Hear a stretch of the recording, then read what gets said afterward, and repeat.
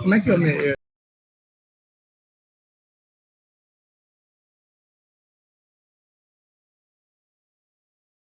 tarde, Luciana Penha. Boa tarde, ouvintes da Rádio CBN.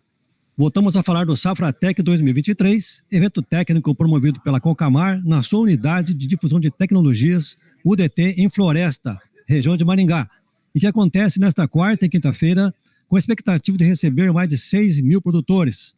Agora há pouco, a palestra de abertura foi feita por Paulo Herman, que está à frente da PH Consultoria.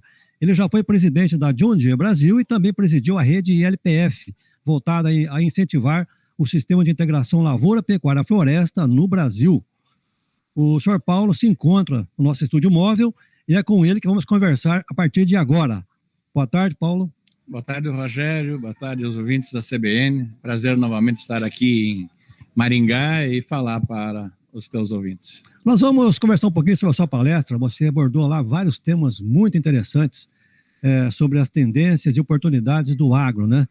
Vamos começar falando, por exemplo, sobre a questão da alimentação. Nós temos um mundo com a população em crescimento e, por outro lado, poucos países em condições de ofertar, de suprir essa população toda. Assim, como é que você poderia definir esse momento e a perspectiva em relação aos próximos anos?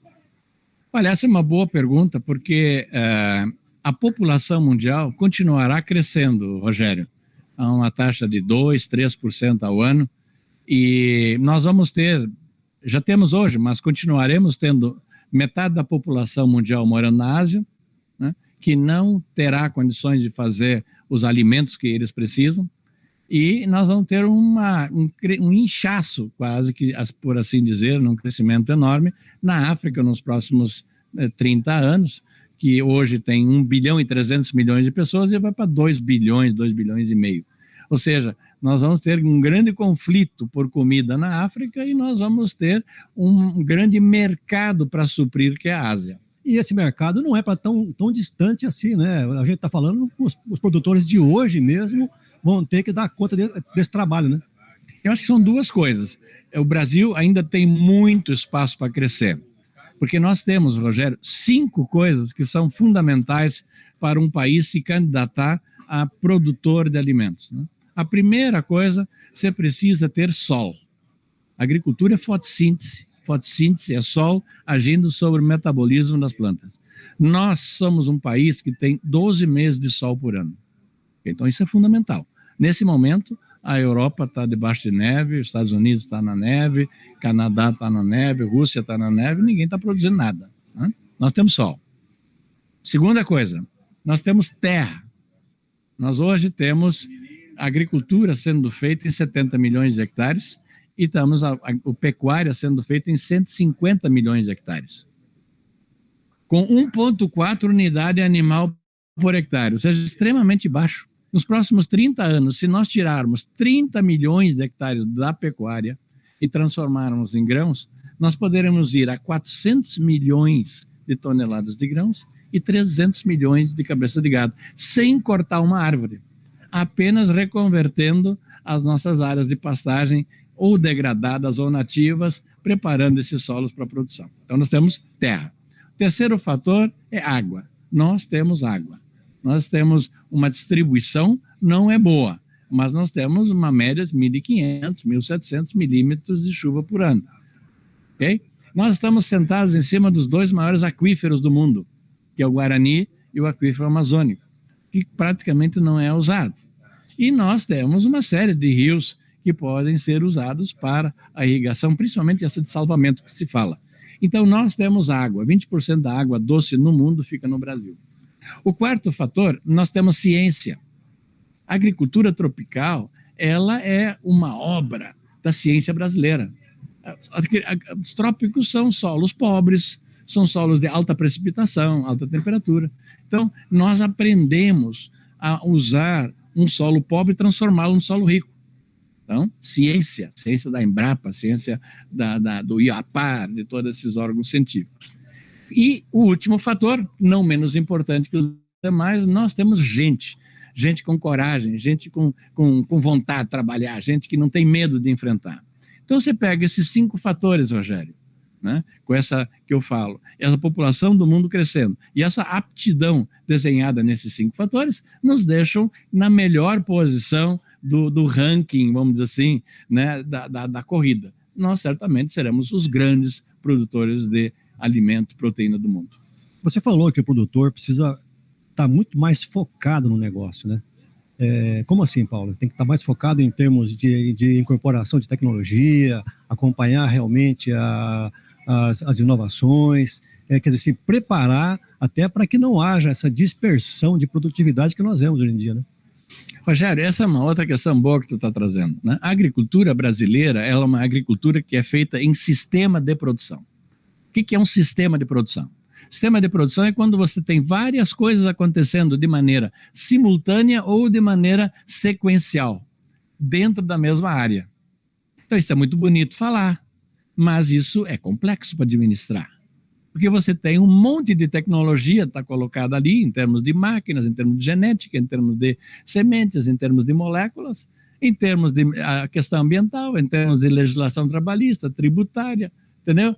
Então, o agro se tornou muito complexo no Brasil, né, para manejar tudo isso de maneira eficiente. Por isso, nós precisamos olhar para o que hoje está se dando muita ênfase, que é o que se chama de ESG, né, que é produzir e preservar, é importante, tem que se fazer, ou seja, nós temos que cuidar da questão ambiental, produzir mais, mas cuidar do ambiental. Nós temos que observar a questão social do nosso negócio, nós temos que reduzir as assimetrias sociais do nosso país. O agro pode fazer isso, gerando mais empregos de mais qualidade, criando a sucessão dentro do negócio para garantir a perenidade dos nossos negócios. Então, o social é importante, né? E a questão da governança, como nós vamos gerenciar todo esse big data que vem a partir de todo esse equipamento, de toda essa tecnologia, e transformar esse big data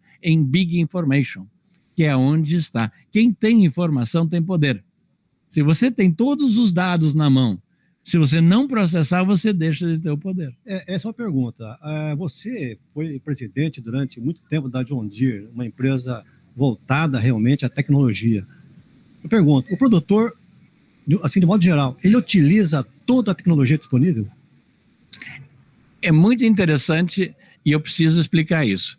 O produtor brasileiro, ele tem uma capacidade criativa de lidar com tecnologia sem par, sem ímpar no mundo. Nós temos uma habilidade. Você pode ver, uma pessoa até analfabeta hoje, ela entra na internet, ela mexe com Facebook, mexe com Instagram, todas essas coisas aí. E nós vimos também de que a velocidade de aprendizado do operador brasileiro é maior que o americano.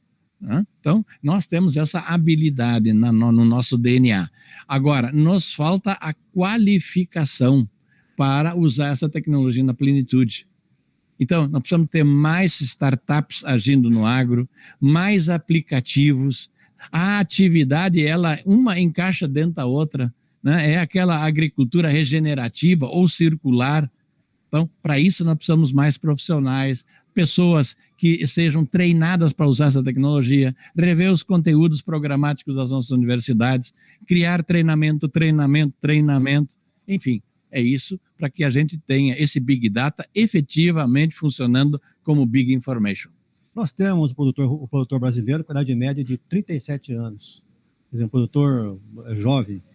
O que você diria, assim, como mensagem, até para nós encerrarmos aqui a entrevista, para os produtores que estão entrando na linha de sucessão, os jovens, aqueles que realmente precisam se engajar e buscam um propósito na vida?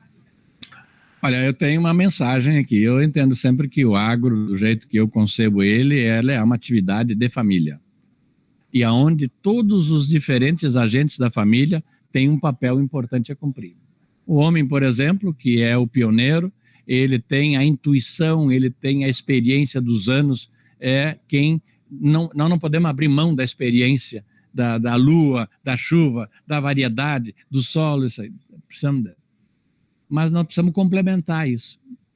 nós vamos complementar com as mulheres. As mulheres trazem uma visão diferente, elas trazem uma visão socioeconômica, elas têm uma preocupação ambiental mais exacerbada. Então, a questão da qualidade total rural no campo, a questão da gestão de recursos humanos, o nosso turnover é muito alto ainda, nós precisamos reter os funcionários, desenvolver, qualificar, criar programas de desenvolvimento. Então, essa é a parte que eu acho que as mulheres têm um papel importante, monetizar serviços de carbono e por aí vai. E os jovens? Os jovens vão entrar e encaixar dentro desse contexto com a cabeça digital deles, para fazer com que a gente consiga transformar esse Big Data em Big Information. Sim. E aí nos tornarmos realmente imbatíveis em termos de custos de produção. Valeu, Paulo. Obrigado pela entrevista. Realmente muito esclarecedora, né? A gente conversou sobre tecnologia, sobre a perspectiva do agro. Teria muito mais perguntas, mas o tempo, infelizmente, é curto, né? E grato e, por favor, as suas considerações finais.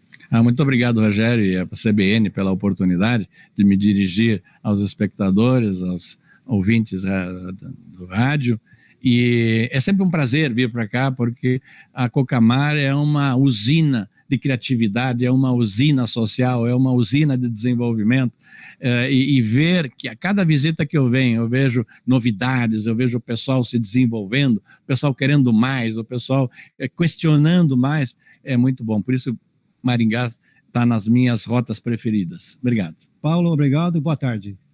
Boa tarde aos ouvintes. Voltamos com Luciana Penha.